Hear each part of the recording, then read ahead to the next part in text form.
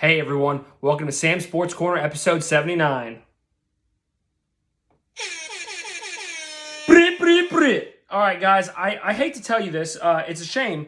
I was hoping to talk about something happy this week, but every sports story that's come out is just loaded with bullshit, nonsense, hate, cheating, lies, and garbage. It's going to be an intense episode, so hang on to your panties, all right? I'm specifically wearing the Cubs World Series hat to remind you of a time when World Series were not tainted with cheating. It's been proven. A few months ago, a story came out from a former Astros pitcher who was cut from the team, blah, blah, blah, that they were cheating during the World Series using video equipment to steal signs during games. Well, it's been proven. So the Astros World Series scandal has begun. The MLB hands down a $5 million fine to the Astros. They lose their first and second round pick for years 2020, 2021. Astros GM Jeff Luhnow fired by the Astros, and their manager AJ Hinch fired by the Astros. They were originally suspended for 1 year by the MLB and have now been fired by their organizations. Boston has now let their manager go, Alex Cora, for his involvement, and the Mets manager, Carlos Beltran, has been let go. I'm going to give some of my thoughts. Probably not very quick, but I'm going to try and make it quick. Any staff member, coach, Astros organization, human being who was either involved in figuring out the conspiracy or enacting the conspiracy should be permanently banned from baseball.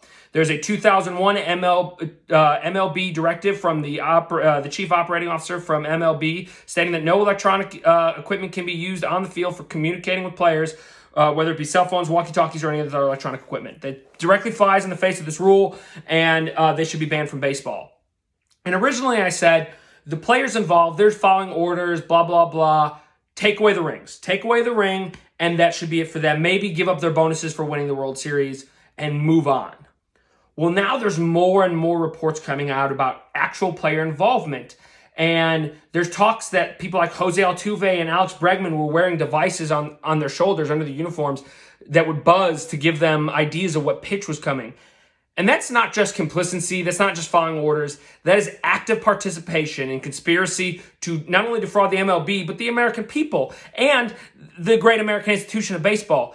If they find out that that's true, it came out from a tweet that some supposedly Carlos Beltran's niece, we don't know who it is right now, if that's found out to be true, then they need to be banned from baseball for life. The precedent was set in 1919 with the Chicago Black Sox.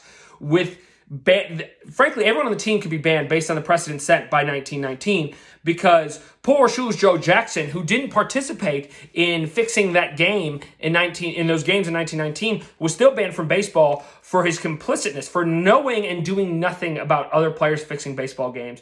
Pete Rose has been banned for betting on his own team as a manager. They actively cheated in the World Series. And we're talking about a slap on the wrist. Every Houston fan would trade that 10 times over. It's not enough.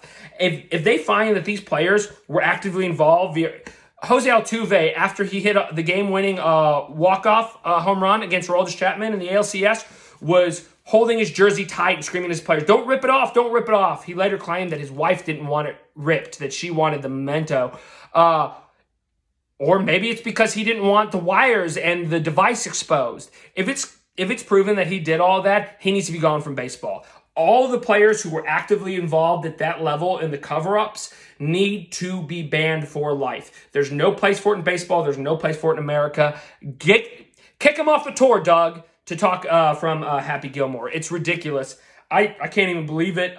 I don't even think we scratched the surface. I think there are more teams involved. I think there are more players involved. I think there's more levels to this, and I think we'll find out in the coming months how deep this actually goes. This is deep state conspiracy stuff, people. I'm excited to see how it goes. It's just a shame for baseball.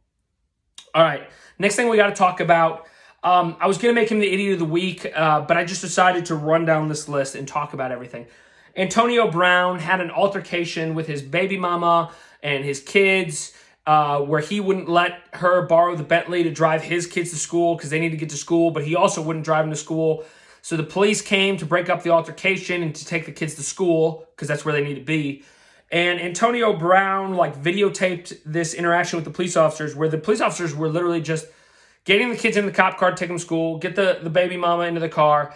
And Antonio Brown is harassing the police, calling them the N-word, calling them bitch, calling them pigs, and this, that, and the other, cussing them out. He videotapes this and posts this to his own social media, acting like he's the victim. And was like, y'all don't know how the cops treated me and blah, blah, blah. Well, those cops treated you fine. They were just doing their job. They turned their back on you like consummate professionals. I am so impressed with the police officers. I don't think I'd have been able to keep my cool like they did. But hats off to the police officers in that situation. Antonio Brown's a moron. Not only are you impeding your kids' ability to get to school, to get an education, you're cussing out and dog cussing their mother in front of them. You're dog cussing police officers and people in a position of authority in front of these kids. You're acting a complete fool, and you are setting nothing but a bad example for your kids. Antonio Brown, you're a moron. You are the idiot of the week. I'm sorry I just got myself hyped back up. Yes, Antonio Brown is the idiot of the week. I'll try and add some sound in later. Let's take a pause for that sound effect. Right. It's ridiculous. Antonio Brown is just proving time and time again that there's something wrong with him mentally, which may just be a cop-out. He may just be an asshole, or he may have CTE and he may be mentally messed up, but he's never going to play another down of football again in the professional sense. He's done. He's screwed himself. Okay, let's talk about LSU won the national championship by 17 points. I said it was going to be 2 tutties, so it's mark one down for Sam. Don't fade me when I give you guys betting advice. Maybe listen to it. I've been doing okay this year, actually. So LSU crushed Clemson. Unfortunately, everything has been overshadowed by one Odell Beckham Junior, who after the end of the game couldn't allow these players to just enjoy their championship and let this story be about them. He had to make it about himself because that's what he does, because he's a selfish human being. He's out there giving... He's been shown giving money to the players after the game. And at first LSU was like, oh, no, it's fake money. And then it was like, no, it's real money. We're going to get the money back to Odell, so no one gets in trouble. Not only that, but then he interrupts Ed Orgeron during his championship acceptance speech, once again, to make it about him. And then in the locker room, he's posting videos talking about how he's going to sell that number 2 Jefferson kid's cleat for $200,000. And then, now, I will say this one gets a little hairy. The police come into the locker room where the players are smoking their victory cigars. It's a time-honored tradition. That's what the players do because most of them aren't 21, so they can't drink after the championship, so they all smoke cigars. Apparently, there's a law in the state of Louisiana that you can't smoke indoors. So the police start talking about arresting players, and they start kind of harassing players, which I didn't like.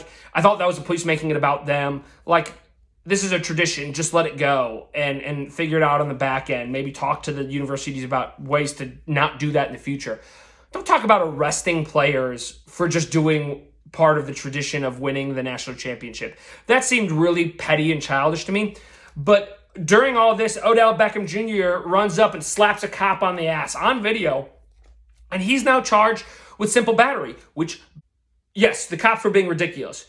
Should Odell slap the cop on the ass during the process of doing his job? No, he's going to get charged with simple battery. He's going to get convicted. Well, he'll probably just accept simple battery is a misdemeanor. It's like a $250, $300 fine. He'll pay the fine and it'll all be good. But a warrant's been issued for his arrest, and everything Odell did after they won the championship has completely overshadowed what these players did and the accomplishment that they made, and it's a shame. It's a complete shame. So shame on you, Odell Beckham Jr. Congrats to LSU on the national championship. You're probably only going to win 8 games next year because your entire team is leaving. Lastly, I hate cancel culture. I really do. I've never been on board with canceling people, but we are going to cancel one person. Anthony Davis. He is a Chicago native. Chicago. As a Chicago fan, we're canceling him because he was at the Packers game this last weekend during the playoffs wearing all Packers gear. And it's like, whoa, dude, you're from Chicago, born and raised. You're a Chicago guy. What are you doing wearing Packers gear? And he said in response to that it's not his fault that the Bears sucked so bad this year. Squeeze me. Excuse me, sir. The fandom is not based solely on winning and losing. There's something about loyalty to your teams and your city. And for his bullshit attitude, we're canceling Anthony Davis. He's no longer a Chicago native. He can go hang out with those fat fucking cheeseheads up in Wisconsin or go back to LA with all their bullshit fandom from teams that, aren't really there and were never there besides the Lakers. Go be an LA fan. Go be a Wisconsin fan. You're canceled, Anthony Davis. You're no longer Chicagoan. No Italian beefs. No Chicago hot dogs. No deep dish pizza. You're done. You're cut off. All right? I'm sorry to be on such a rant mode this episode, but a lot of bad things happen in sports this week. One good thing is the Tennessee Titans are moving on in the playoffs. They beat the shit out of the Ravens, and I'm excited to see them move on. They're about to run into a buzzsaw, though, so hopefully they can pull out some more magic for some A.J. Brown love, Ole Miss alum.